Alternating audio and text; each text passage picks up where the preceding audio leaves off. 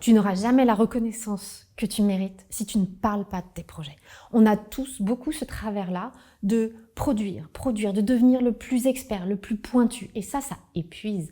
Que tu sois salarié ou dirigeant, c'est la même chose. On veut être le meilleur dans ce qu'on fait. Et c'est génial, il ne faut pas descendre de niveau de qualité.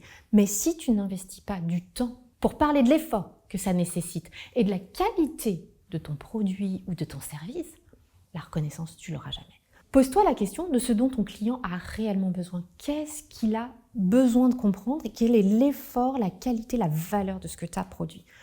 Moi, j'ai toujours conseillé à mes collaborateurs ou mes collaboratrices d'investir au minimum 10% de leur temps à parler de leur projet, à travailler leur marque personnelle, que ce soit en interne de l'entreprise, de ton département, de ton service, mais aussi à l'externe.